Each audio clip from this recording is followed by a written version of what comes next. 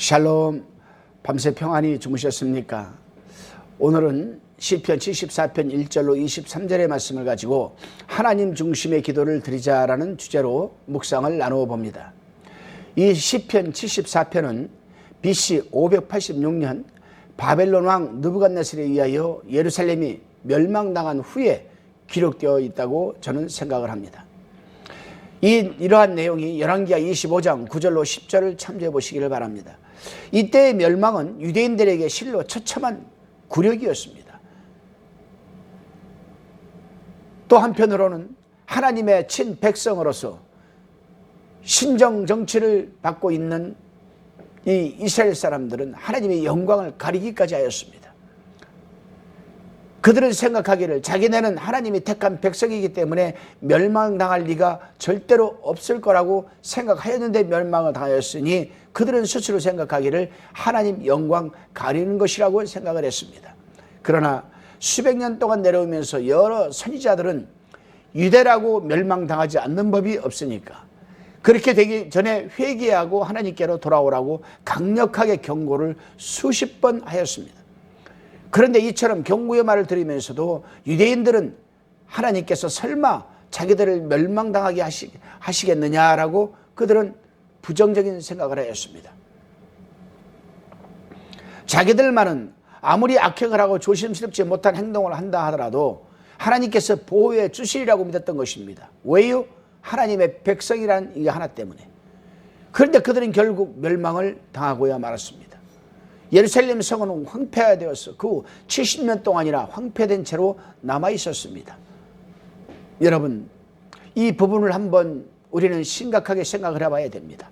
교회 다니는 것 하나만으로, 교회에서 나는 집사라는 것만으로, 권사라는 것만으로, 장로라는 것만으로 우리는 편안하고 안일한 신앙생활은 하지 않습니까? 예수 믿으면 구원받는다는 것 하나 때문에, 나는 예수를 믿으니 구원받을 것이라는 이 안일한 생각 때문에 우리는 죄에 대하여 노출되고 허물에 대하여 노출되고 깨닫지를 못하고 우리는 그러다가 어느 날 갑자기 어려움에 처했을 때에서야 하나님이 왜 나에게 이러한 일을 허락하셨을까? 나는 나 나름대로 신앙생활을 잘하고 있는데 라는 질문을 던지지 않을 수가 없겠지요. 자, 이제 본문 1절로 3절의 말씀에 본문을 제가 봉독해 보겠습니다. 1절에 하나님이여 주께서 어찌하여 우리를 영원히 버리시나이까? 어찌하여 주의 치시는 양을 향하여 진노의 연기를 바라시나이까?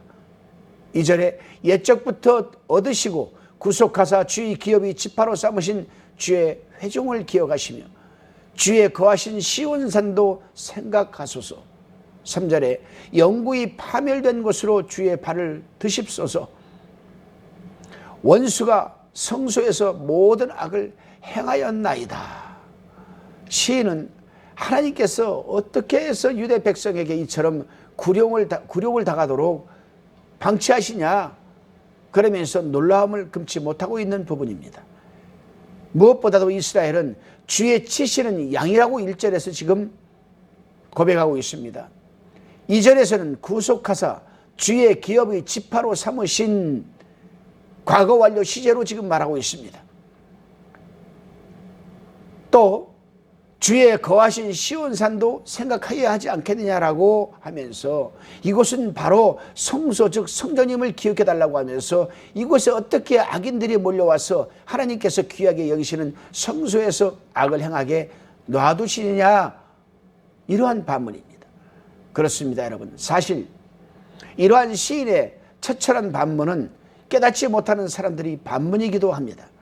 오늘날 우리 그리스도인들이 가슴 깊이 새겨들어야 할 말씀이고 또한 깨달아야 할 부분입니다. 오늘날도 그리스도인들이 불신자보다도 더 못한 악한 행실로 살아가면서 부끄러운지도 모르고 그 부끄러운 모습들이 얼마나 또한 많은지 모릅니다.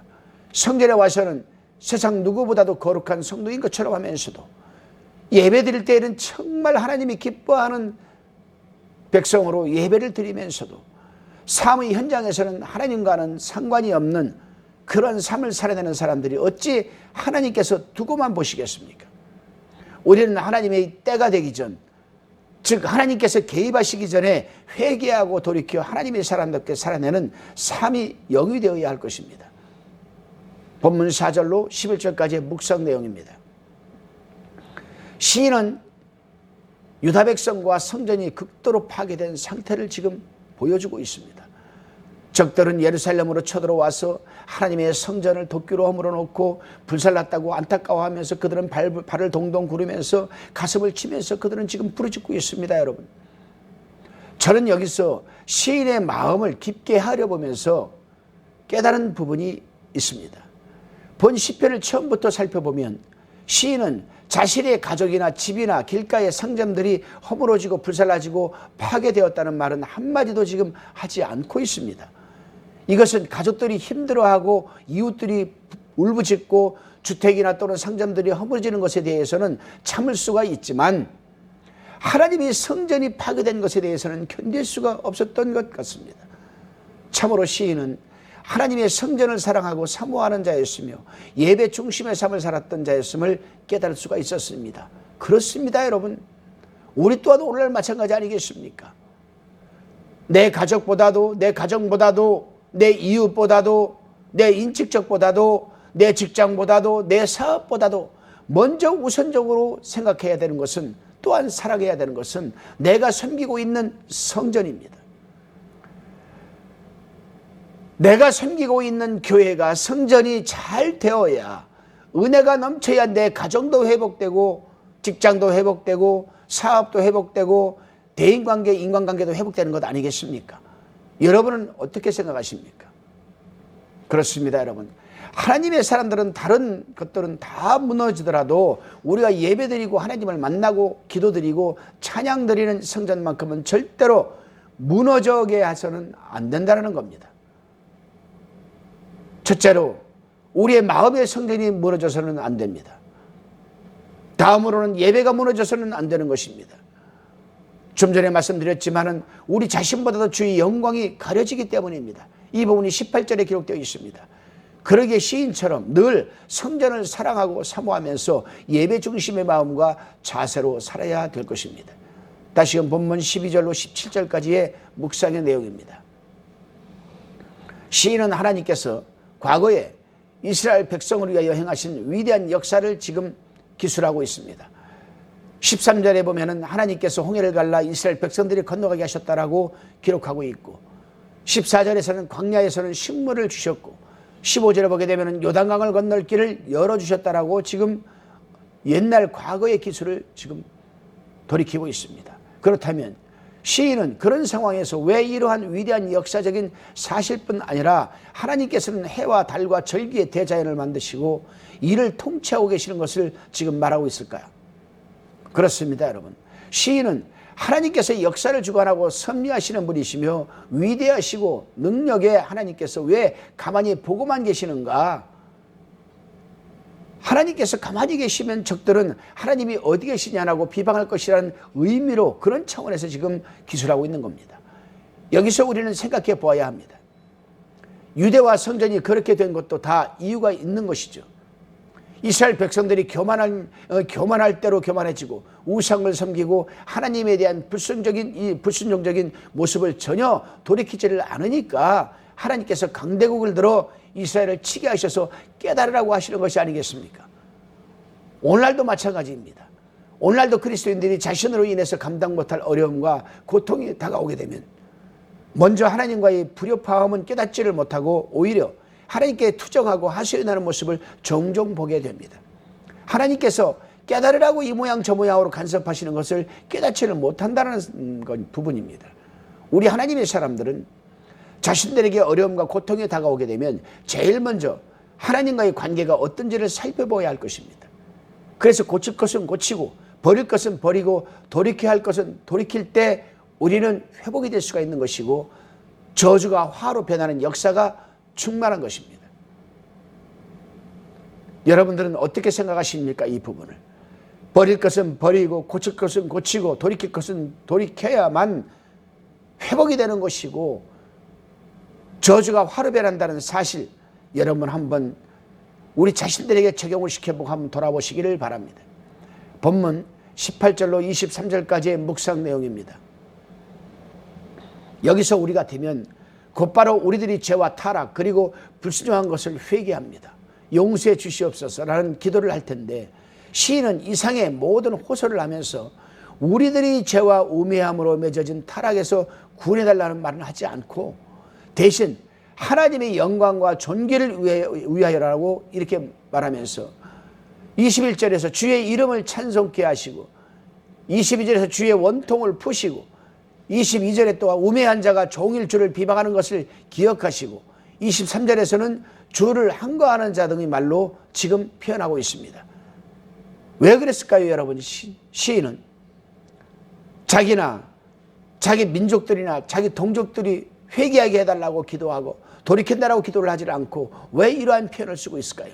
그렇습니다, 여러분. 시인은 이스라엘 백성들이 받고 있는 이 불행과 결핍 상태가 심하니만큼 시인의 마음속에는 하나님께서 더욱 존귀하심을 받아야 되겠다는 생각이 간절했던 것 같습니다. 그리하여 시인의 기도는 자기 중심의 기도에서 하나님 중심의 기도로 바꾸어 지금 간구하고 있는 겁니다. 굉장히 중요한 부분이거든요, 여러분. 여기에서 우리가 한번 지금 우리가 드리고 있는 기도의 내용을 한번 곰곰이 돌아보시기를 바랍니다. 우리가 예수를 믿고 오늘까지 오면서 며칠이 되었던, 수년이 되었던, 수십 년이 되었던 우리가 하나님께 기도를 드리면서 나 중심적인 기도, 내 가족을 중심적인 기도, 내 직장, 내 사업장, 내 이웃을 중심적으로 해서 기도를 드리지는 않았는지. 사실 그러한 기도는 중보기도가 아니거든요. 자기 자신을 위한 이기적인 기도지. 그래서 우리는 자기 중심의 기도에서 하나님 중심의 기도로 바꾸어 기도하는 이 부분이 얼마나 중요한지 모릅니다. 그래서요, 우리 예수님께서 제자들이 예수님에게 기도를 가르쳐달라고 와서 간구합니다. 요한도 자기 제자들에게 기도를 가르쳐 주는데 우리에게도 좀 기도를 가르쳐 주십시오. 그럴 때 예수님께서는 이렇게 기도를 가르칩니다. 너희는 하늘에 계신 아버지께 이렇게 기도해라.